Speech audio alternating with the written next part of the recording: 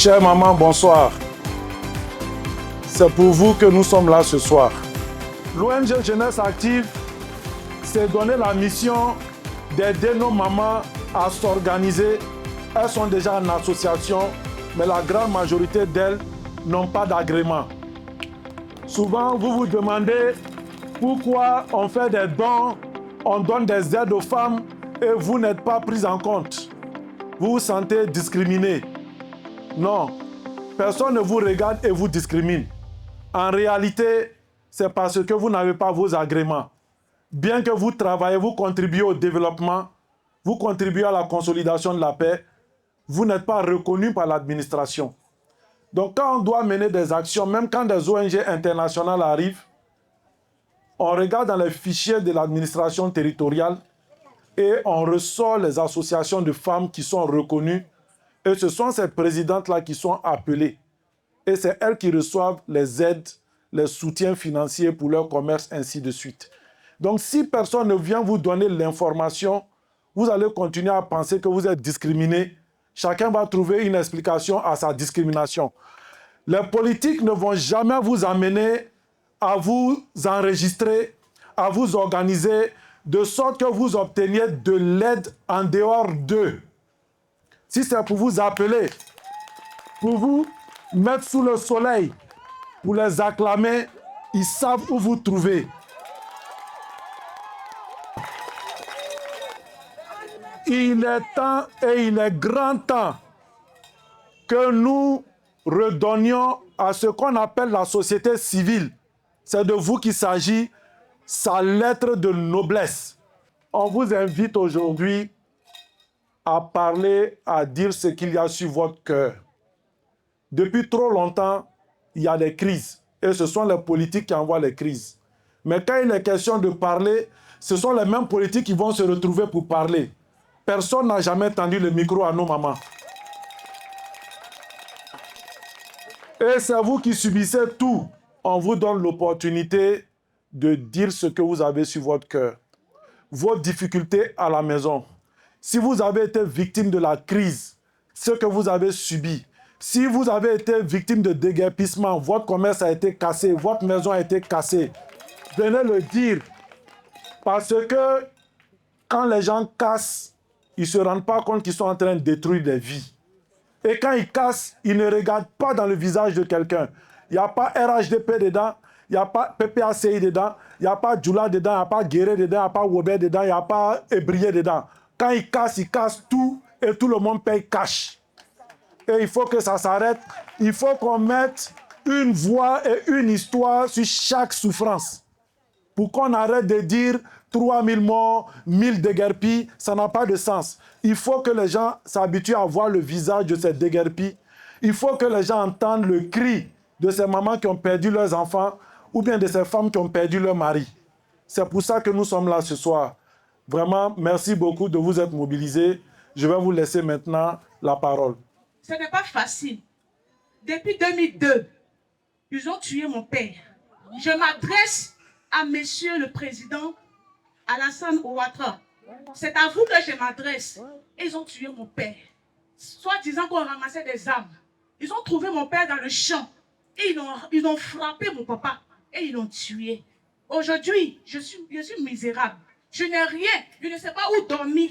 On ne peut pas compter sur ma garçon. On ne peut pas compter sur eux. On tourne au rang des associations pour qu'on peut nous aider. On court ici, on court par là. Il n'y a pas de solution. Où on va? On est présidentiel. On vous faute. On est derrière vous. Pour finir vous, pour nous déposer encore dans la poussière. Là où je suis arrêté, regardez mes pieds. C'est encore des poussières. On est en train de courir encore. On va où à cette histoire? On a besoin que vous nous aidiez. Aujourd'hui, comprenez que la femme ne peut plus dormir. Parce que tout est difficile. Les hommes ne peuvent plus rien faire. Si la femme ne s'est pas levée à 4 heures, ses enfants vont mourir de faim. Monsieur le Président, nous menons toutes les forces, mais aucun soutien. Nous-mêmes, nous débattons avec le même moyen que nous avons. Mais ça ne peut pas avancer parce que personne ne nous booste. Monsieur le Président, un pays ne peut pas vivre sans mer. les mamans de cette terre de la Côte d'Ivoire. On nous utilise. On va sous le soleil. On dit aujourd'hui, c'est la fille, là, peut-être après, ils vont nous arranger. Rien. Toi-même, tu prends ton petit argent que tu as donné à tes enfants, tu payes le transport, tu t'en vas acclamer, tu t'en vas crier, tu reviens, tu n'as rien. Et ton pauvre mari, à la maison, il t'attend, il n'y a rien. Matin, c'est toi qui as t'élevé. Nous avons des enfants diplômés qui sont sous nos pieds, qui ne travaillent pas.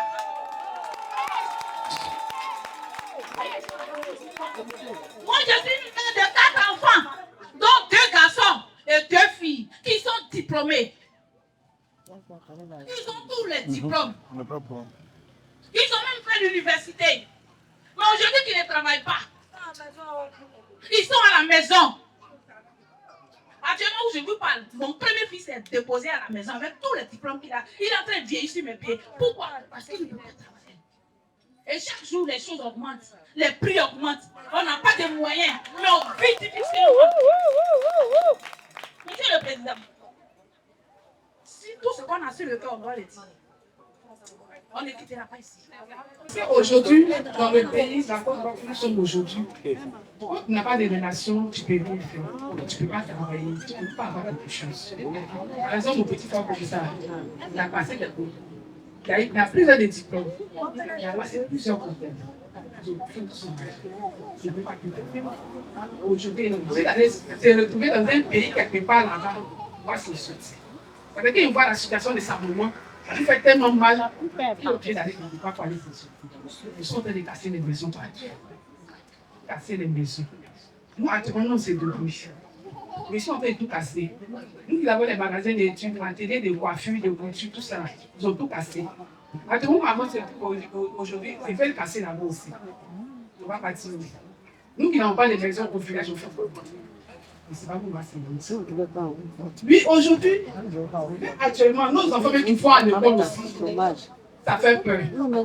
Parce qu'à l'école, même, tout se passe à l'école aujourd'hui. Tout se passe à l'école. Quand ton enfant va à l'école, tu es obligé de le vérifier, de le contrôler. Quand il quitte à l'école, tu es obligé de le contrôler.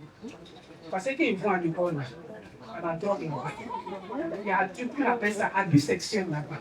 Quand ma fille quitte à l'école comme ça pour finir, je suis obligé de la prendre comme ça pour la fouiller par terre. Où elle est fréquente, tout se passe là-bas. Ils vendent de la drogue même au sein de l'école. Maintenant, les enfants qui vont à l'école, s'il vous plaît, je parle aux autorités même, toutes les autorités, pas seulement le président, tout ce qui rentre par les frontières, ne va pas contrôler. Parce que tout ça, ça détruit aussi le pays. Ça détruit nos enfants. Aujourd'hui, là, dans mon quartier, on agresse. Même matin à midi, tu ne peux pas sortir. Quand tu sors, tu es obligé de te doubler au moment de sortir. Parce qu'on agresse partout. Que ce soit matin, que ce soit à midi, que ce soit le soir, on agresse.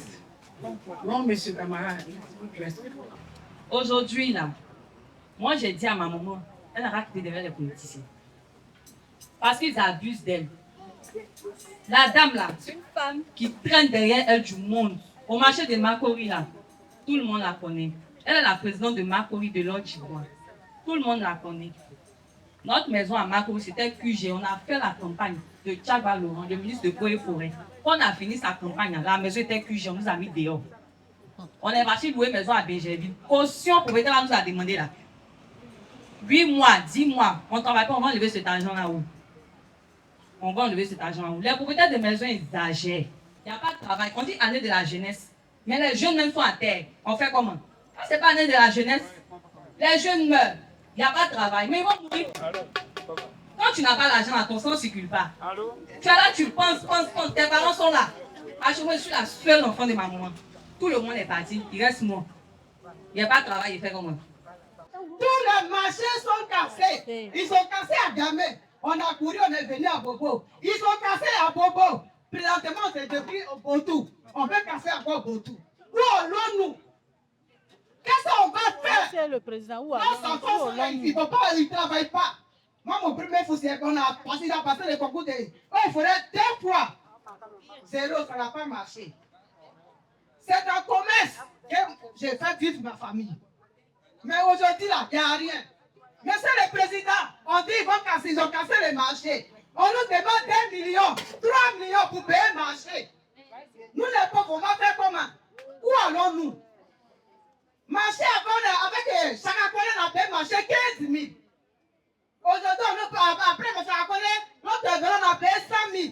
Maintenant, ce qui est là maintenant, là. Marché de Koumas a été vendu 1 500 000. Et je sais que c'est la même personne qui est venue construire, mais marché d'Abobo. Et ça, c'est ce qu'ils vont nous dire. Nous, on n'a pas l'argent. On n'a pas l'argent. Il ne qu'à avoir pitié de nous quand ils vont construire une maison là, marché là. Il ne qu'à savoir que c'est les pauvres qui sont à Bobo. À Bobo, là, les riches sont Parce qu'on dit quand quelqu'un est riche à Bobo, il demande à Bobo, il s'en va à Bobo, dit, il s'en va à terre civile. Nous, on est là parce qu'on n'a rien. Aujourd'hui, les projets de maison s'élèvent. Monsieur le Président, les projets de maison s'élèvent, ils gourmandent chaque jour. Ils ne font rien. Mais chaque jour, les maisons sont gourmandées. Les maisons sont tous les jours gourmandées. Ils ne font rien. Avant, on dit oui, je viens travailler dans la maison, et puis on vient gourmander. Mais maintenant, ce n'est plus ça. Vous êtes là, on vient vous dire, on gourmande maison. On est fatigué. On est fatigué, la population est fatiguée. Ce n'est pas nous seulement la population, c'est tout le monde. On ne peut pas marcher à nos faits. 2 000 francs ne peuvent pas faire marcher. 5 000 francs ne peuvent pas faire marcher. Où allons-nous? Le kilo de riz est devenu combien? Ça de riz est devenu 25. Avant ça, de riz était 15 000, 10 000, 6 000. Aujourd'hui, là, on ne peut pas payer ça de riz 6 000. Il n'y en a plus. Monsieur le Président, nous te demandons pardon. Pardon, il faut voir notre monde. Il faut voir. La population a faim. La population, ce n'est pas nous seulement, c'est toute la population qui a faim. On est fatigué. Viens nous aider. Je vous remercie. Je n'ai pas de mari. Mon mari est décédé. Il allait confiner son résultat. Ils n'ont pas de soutien. Il dit, c'est comme ça. Mes enfants vont gagner leur problème aujourd'hui. Je l'assume. Où on s'en va? Et on se retrouve à les mêmes brebis. Mais je ne suis jamais découragée de cette dame. Et toujours, je suis derrière elle. Et mon enfant est tombé malade, mes soeurs. Mais mon enfant est tombé malade, mes soeurs. Je ne suis arrêtée là. Maladie de cœur. Le mois de août, mon enfant a mouru. Aujourd'hui, de Trècheville, cardiologie. On a parlé de 2 millions. 2 600 000. J'ai pleuré tous les larmes qui sont dans mon corps. J'ai dit, je n'ai personne. Je n'ai personne derrière, je n'ai personne devant. Où je vais avoir cet argent? Il y a des gens qui ont l'argent. Seigneur, c'est mon enfant. On dit, sans l'argent, je ne rien faire pour nous. Oh, Jésus, viens aussi. Et Dieu a touché qu'un monsieur. Et le monsieur a donné les 2 millions. Il a donné les 2 millions. Et ils ont ouvert le vase. Au chute de Trècheville. On dit les 600 qui restent là. Peut-être dans 2 jours même là. Vous allez apprendre que la femme qui avait pris le micro pour parler devant le président, on l'a mis en prison. Voyez les 600 qui restent là. Ils vont venir m'assembler, ils vont me mettre derrière moi. Parce que je n'ai pas les 600 là. C'est les autres. On m'appelle même, madame, tu as venu donner l'argent en crédit. On nous a libérés. Dieu merci, ils sont sortis. On dit normalement, là, ils devraient marcher sur pied. Actuellement, là. Ce qu'ils ressentaient avant, là. Et puis on a fait opération chez les Trècheville, là. Ils ressentent ça tous les jours. Ils ressentent ça tous les jours, monsieur le président. Mon enfant là ressent ça tous les jours. Il n'y a pas de remettre encore. Ça veut dire qu'il y a une opération, on n'a pas réussi. Mais, il dit, maman, c'est Dieu maintenant qui me tient. C'est Dieu maintenant qui me soutient. Il dit, on remet sur la main de Dieu. Parce que tout d'abord, même on n'arrive pas à manger, petit on va manger. Tout d'abord, on ne peut même pas l'homme pour boire, pour dire qu'on a trouvé une maison pour dormir dedans. La maison n'est pas pour nous, c'est pour les gens. Si ne payent pas, on dit on fait comment? Carrément. Je ne sais pas où commencer, où terminer. Et ce soir, quand la dame m'a parlé pour dire que, viens m'accompagner. Il y a une autorité qui vient, il dit non. Je suis fatiguée, je marche avec mes problèmes. Moi, je suis là, je ne peux pas sortir. Elle dit, viens en partie. Il dit, ok, comme d'habitude. Aujourd'hui, je te suis comme un mouton. Je suis devenu un mouton pour toi. Donc, on est parti. Vraiment. Dans sa maladie, ma maman aussi avait si.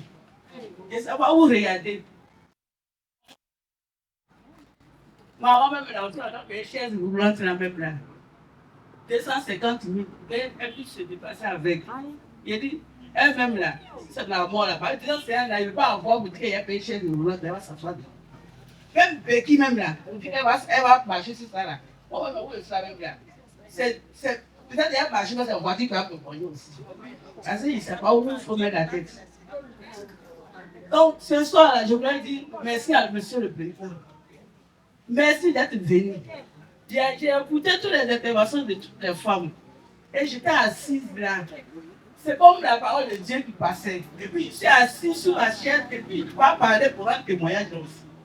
J'ai dit non, je ne peux pas m'asseoir sans ouvrir ma bouche pour parler. J'ai dit à madame, viens, je vais aller parler. Et c'est ainsi que je tiens le micro et je vous parle. Merci d'être venu. Merci beaucoup. Je n'ai personne derrière, je n'ai personne devant. Voilà mon fardeau que je tiens sur ma tête. Que Dieu vous bénisse. Puis vous attends vraiment, il ne sait pas où. Pardon. Vraiment, les femmes sont vraiment fatiguées. On suit, on s'en va, on prend les femmes des gens, on s'en va. Hein? On arrive là, on va s'asseoir au soleil jusqu'à la nuit. On est là-bas, on dit bon, partagez 500. C'est ce que la femme l'a dit. 500 là. La femme de quelqu'un qui a pris d'aller prendre à la maison devant son mari. Tu vas avec elle, au retour, tu vas lui donner 500. Il y a des jeunes dans notre association qui ne font rien. Nous qui faisons le commerce aussi, Congo nous chasse. On ne sait pas où il faut aller. À Djamé, on fait sourire là-bas. Ils passent là-bas, on passe là-bas, ils viennent, le lendemain, ils viennent casser. Donc, nous ne savons pas ce qu'il faut faire. Ce qu'on fait, et puis on trouve des miettes, nos enfants mangent. Quand on va vendre, ça reste, on chasse ça, on ramène ça à la maison. Parce qu'on peut chasser sur d'autres places. Donc, moi, je souhaiterais que vraiment, notre association là, il y a beaucoup de femmes qui font le métier. Beaucoup de femmes qui font le métier. Mais ce n'est pas suffisant. On cherche, on fait les cours. Donc, on cherche, on veut chercher un point où on peut faire une association où toutes les femmes vont investir. C'est ce qu'on cherche. On est fatigué. Où on fait un point, on vend encore. Donc, c'est là où on a fait une maison des fois la même là. Casser tout. Casser tout. Belle vue, même chose. Donc, on a la maison, on ne fait rien. On ne fait rien. Le président, on ne fait rien, on fait à la maison. Moi, mon fils a eu un diplôme. Combien de un diplôme? Il a il vend et puis il me dit de l'emploi. Il m'occupe de mes enfants. Actuellement, je suis à la maison. Il ne fait rien. Il ne fait rien. Actuellement, on cherche l'argent. Pour mon occasion, d'autres mois, on cherche l'argent pour aller en bourse. On s'est déduit là. J'ai vraiment la lumière. Ça nous a aidé. Ça nous donnait de l'argent. Comme on n'a pas point pour s'asseoir pour prendre, on rentrait en bourse. On cherchait la petite on s'est déduit à ça.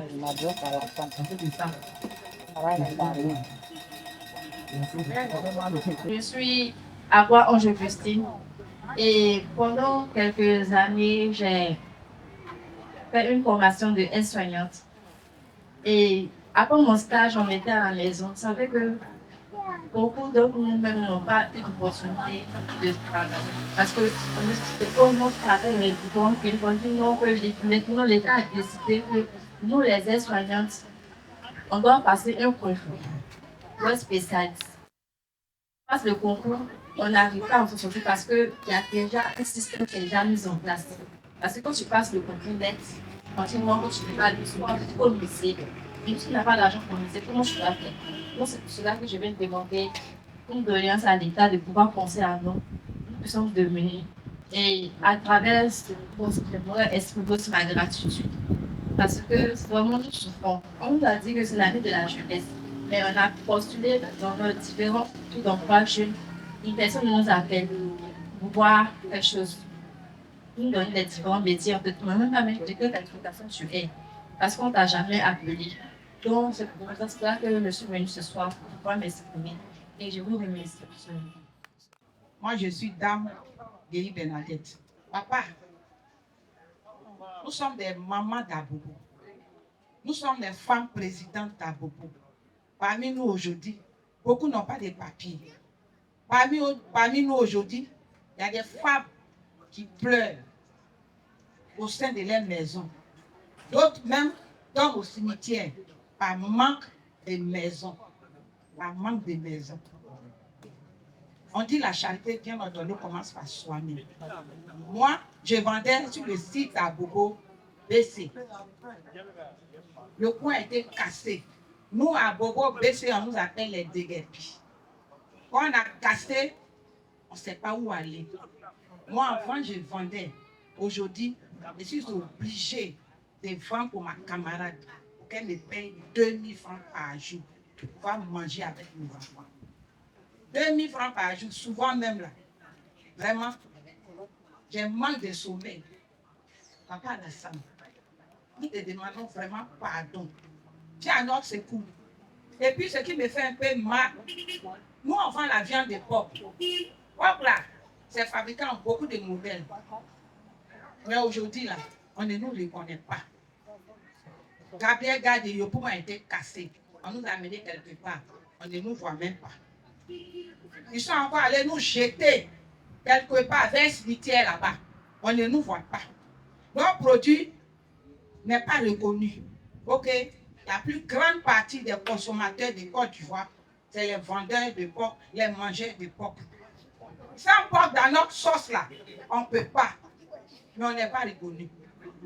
Même quand on va à la mairie d'Abobo pour apporter notre cri, on ne nous écoute pas. Président Ouattara, pardon. Il faut regarder un peu vers les vendeuses de porc que nous sommes. Nous travaillons bec et ongle. La nuit, on commence à vendre de 10h à minuit. Souvent, quand on va à la maison, on est violé. Souvent, quand on va à la maison, on est agressé. Quand on a les tables un peu partout pour pouvoir manger, ces tables-là, on vient casser. Les agents de la mairie viennent casser. Vraiment, on est livré à nous-mêmes. Vraiment, à Bobo, nous les femmes d'Abobo, nous les femmes commerçantes d'Abobo, là, nous souffrons beaucoup. Il faut penser à nous. Il faut penser à nous aujourd'hui. Il faut penser à nous demain. C'est là que je m'arrête. Merci. Chères autorités de Côte d'Ivoire,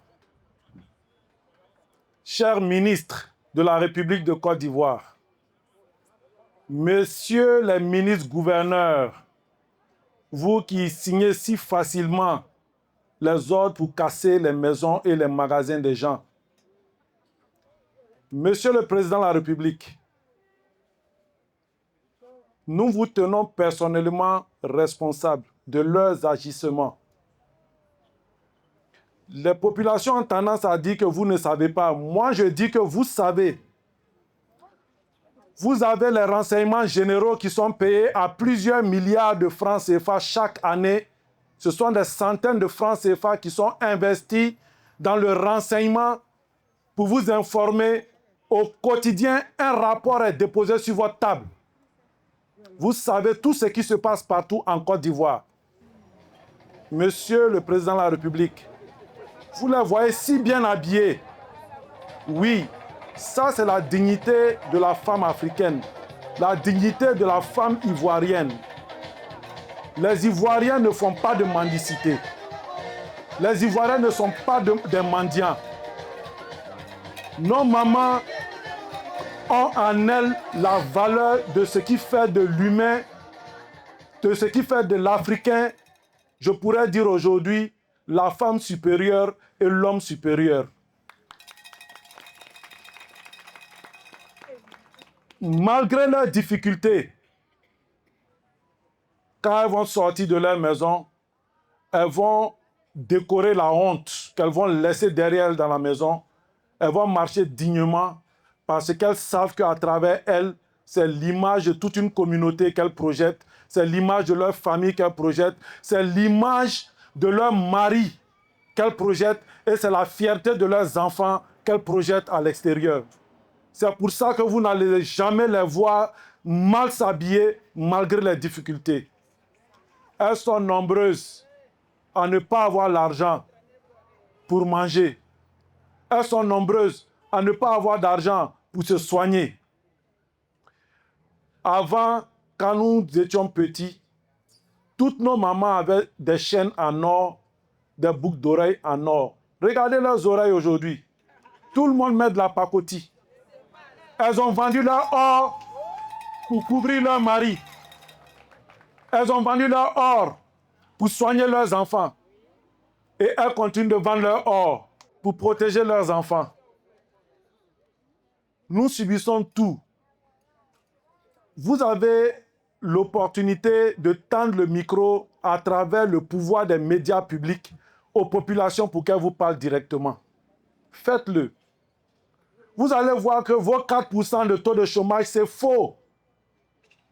Tous nos petits frères sont à la maison. Les mamans sont obligées de s'occuper d'elles et de nos papas qui sont malades ou au chômage. C'est ça la réalité de ce pays. Quand vous ne payez pas d'argent, vous échouez au concours. Quand votre enfant est malade, ce n'est pas la CEMU qui soigne les gens, Monsieur le Président. La CEMU ne règle rien. S'il n'y a pas de bonne volonté, des personnes qui ont la main sur le cœur, croyez-moi, il y a longtemps que les Ivoiriens se seraient révoltés contre vous. C'est parce qu'il y a des gens toujours à côté pour répondre aux besoins des plus faibles, pour répondre aux besoins des démunis. C'est pour ça qu'il y a un semblant de paix sociale. Et la paix sociale est le socle de la cohésion sociale. Et si vous voulez que cette cohésion sociale, elle soit raffermie, et que la paix, comme vous l'avez dit dans votre dernier discours public, que la paix est consolidée en Côte d'Ivoire, Monsieur le Président, la paix n'est pas encore consolidée en Côte d'Ivoire. Parce que les mamans continuent de pleurer. Je m'adresse encore à nos mères qui font semblant de venir pleurer auprès de nos mamans. Arrêtez votre hypocrisie. La prochaine fois qu'un marché est cassé, ayez la honte, cachez-vous. Ne venez pas leur dire des choses inutiles. Combien d'immeubles ont poussé en zone 4? Combien d'immeubles sont en train de pousser au plateau?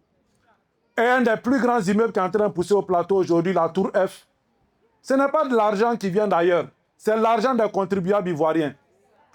Combien de centaines de milliards vous allez engloutir là-dedans? Mais pendant ce temps, vous cassez les maisons des gens. Vous n'avez pas créé de richesses en Côte d'Ivoire, Monsieur le Président. 78 milliards de dollars de PIB, oui, mais ce n'est pas aux Ivoiriens que ça revient. C'est distribué entre les multinationales. Et vous le savez. Nos mamans sont là, elles pleurent. Elles ont des associations. Il y a des tonnes de dossiers qui sont posés sur la table de la direction de l'administration territoriale, la DGAT. Les dossiers ne sont pas signés. Nos mamans ne sont pas encadrées. On ne leur dit pas qu'est-ce qui manque dans leur dossier pour ne pas qu'on les signe. On ne les convoque même pas pour l'enquête de moralité. À quel moment elles vont avoir des agréments pour être reconnues? Pour répondre aux besoins de nos mamans, il y a des fonds, des milliards de francs CFA qu'ils ont débloqués pour donner aux femmes pour faire leur commerce. La grande partie de cet argent, c'est l'argent de nos impôts. Et c'est ce qu'on distribue à travers le FAFSI. Le FAFSI, dont Mme Ouattara est la marraine. Nous voulons que vous veniez à la télévision pour nous dire clairement quelles sont les conditions pour y accéder. Quelles sont les conditions pour obtenir cet argent-là? Toutes nos mamans ici pleurent. Qui suis-je? Quelle fortune j'ai pour pouvoir les soulager personnellement? Peut-être que je pourrais aider une ou deux parmi elles, mais c'est tout. L'argent de nos impôts, l'argent de toutes les taxes qui sont récoltées. Aujourd'hui, la Côte d'Ivoire a déclaré cette année, votre gouvernement, un budget de 15 000 milliards de francs CFA pour l'année 2025. 15 000 milliards pour l'année 2025. Et dans les 15 000 milliards, selon la loi, il y a 1% qui revient au financement des partis politiques. Ce qui fait 150 milliards de francs CFA que vous allez partager aux partis politiques. Votre parti politique et les autres partis politiques. 150 milliards de francs CFA. Combien de pourcents de ce budget-là vous avez prévu pour les ONG, les associations? J'en parle maintenant parce que à travers votre ordonnance de 2024 pour régir les associations, l'administration ivoirienne s'érige en contrôleur financier de la gestion des associations. L'administration ivoirienne et le gouvernement s'érigent en juge pour condamner et pour dissoudre des associations. Vous avez voté la loi, c'est passé. Ou bien ça va passer, je n'en sais rien. Mais une fois que ça passe, ça s'impose à nous. Mais devant des obligations, il y a des devoirs. Et à côté des devoirs, il y a des droits. Si vous vous érigez en contrôleur financier de nos associations, ça veut dire que vous devez vous positionner en financier de nos associations. Il faut que l'argent vienne pour les associations et les ONG. Il faut que vous puissiez déclarer quel pourcentage du budget national va revenir au financement des associations de nos mamans, de nos sœurs. Voici comment vous serez équitable. Quand vous avez 150 milliards pour les partis politiques qui se sont débrouillés pour nous créer la guerre et qui préparent la guerre, nous qui sommes les populations qui sommes sollicitées pour vous donner le pouvoir, nous réclamons autant ou bien même plus pour nos mamans et que les conditions d'accès à ces fonds soient claires et que ce soit publié et que tout le monde sache comment faire pour avoir quel montant. Aujourd'hui, nous ne pourrons pas tout dire. Mais mes mamans, s'il vous plaît, arrêtez de suivre les gens pour 500, 1000 francs, 1000 francs. Tant que vous ne mettez pas de valeur dans vos personnes vous-même, personne ne va vous considérer. Ils n'ont aucun respect pour vous. Ils savent tous la source de vos souffrances. Ça aurait été juste de leur part de vous encadrer, de vous donner des moyens, parce qu'ils reçoivent des financements du gouvernement.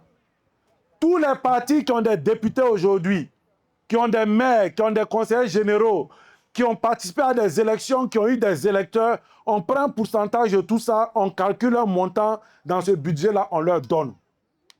Au lieu qu'ils prennent ça pour vivre et payer de grosses voitures et faire des meetings géants, je pense que s'ils prennent un peu de cet argent-là, commencer à donner aux mamans qui déplacent chaque fois, ça va être un bon début. Donc, vous les leaders politiques, la responsabilité vous revient aussi. Parce que vous cherchez à pouvoir exercer le pouvoir d'État à la place du président Alassane Ouattara. Quand vous allez être là demain, qu'est-ce que vous allez faire? La même chose? Si ce n'est pas la même chose, commencez à nous montrer ce que vous allez faire dès maintenant. Changez de comportement. Ayez du respect pour les populations. Mes chères mamans, je reviens à moi-même. Merci beaucoup de vous être déplacés ce soir. Je peux prendre un engagement certain. Parce que mon père m'a appris à ne pas faire de promesses. Donc, quand je parle, c'est plutôt des engagements que je prends et je ne prends d'engagement que dans la mesure des moyens que j'ai. À ce niveau-là, je ne peux pas partager d'argent aux associations. Mais ce que je peux faire, qui va vous économiser beaucoup d'argent et qui peut vous aider à avoir de l'argent, là où il faut en avoir, c'est de vous permettre tous de vous organiser effectivement en association ONG avec des statuts, règlements intérieurs corrects et vous assister pour obtenir vos agréments. Je pense que lorsqu'on aura fait ça, ça sera le point de départ pour pouvoir régler vos problèmes un à un. Si j'ai un peu de moyens, c'est avec bon cœur que je vais vous appeler une prochaine fois, nous réunir et partager le peu que je peux partager en accord avec les différents présidents d'associations. D'ici la fin de ce mois, je vais essayer de voir si je peux organiser une journée séminaire. On va inviter par association 3 personnes qui vont venir pour qu'on puisse les informer de la nouvelle loi qui régit les associations. Pour qu'elles sachent les tenants et aboutissants de cette loi-là. En ce moment qu'elles seront établies, elles sauront comment gérer leurs associations. Ensemble, on va s'aider. Si on a des endroits où on peut partir pour obtenir de l'argent, on va s'aider et on va vous aider à organiser les dossiers, voir comment postuler pour avoir de l'argent. Et croyez-moi, il y a beaucoup d'argent qui circule en Côte d'Ivoire dans le cadre du financement des associations de soutien aux femmes, aux orphelins, aux veuves, ainsi de suite. Mais malheureusement, il y a des ONG qui sont devenues des entreprises. Ils ont tous les réseaux et c'est eux qui s'accaparent la plupart de cet argent-là avec lesquels ils vivent. Ils ne permettent pas aux gens de savoir qu'est-ce qui se passe. Donc nous, on va se faire fort de vous accompagner, de vous instruire, de vous informer et de vous aider dans les démarches pour pouvoir avoir accès aux différents dons et aux différentes aides que certaines banques, la Banque mondiale donne beaucoup d'argent, la BAD qui est là a beaucoup de projets, même Orange, Côte d'Ivoire, des entreprises privées ont des projets qui peuvent aider les populations. Mais si vous n'êtes pas organisé, vous n'êtes pas reconnu en tant qu'entité morale exerçant dans le cadre des associations et ONG, vous ne pouvez pas accéder à ces fonds. Donc, on va se donner la mission de vous accompagner. D'abord, vous aider à faire toute la démarche pour avoir vos agréments et puis ensuite, voir dans la panoplie de projets qui sont bancables ici et qui sont finançables, voir qui sont les financiers et on va s'accompagner petit à petit. Sur ce, je vous dis merci beaucoup. Merci d'être venu. Merci d'avoir donné votre cœur et je m'engage avec vous. J'ai entendu vos cris. On va faire résonner ce cri-là pour que ces gens-là entendent et que d'autres personnes au-delà d'eux entendent ce qui se passe en Côte d'Ivoire. Parce que la réalité de la Côte d'Ivoire, c'est que nous sommes un pays pauvre, nous sommes un pays de pauvres et nous sommes plutôt appauvris. Nous ne sommes pas pauvres parce que nous ne travaillons pas. Nous ne sommes pas pauvres parce que nous ne sommes pas intelligents. Nous sommes pauvres à cause de ce système politique, ce modèle économique qui appauvrit, qui n'a pas changé depuis la colonisation. La seule chose qui a changé, c'est que le colon français est parti, il a remplacé nos dirigeants avec des gens qui nous ressemblent, mais qui font le même travail. Parce que rien n'est fait pour les populations en réalité. Et il est temps que nous commençons à leur revendiquer, à demander nos droits. Mais avant de demander ton droit, il faut que tu le connaisses. Donc on va apprendre nos droits ensemble. Merci beaucoup.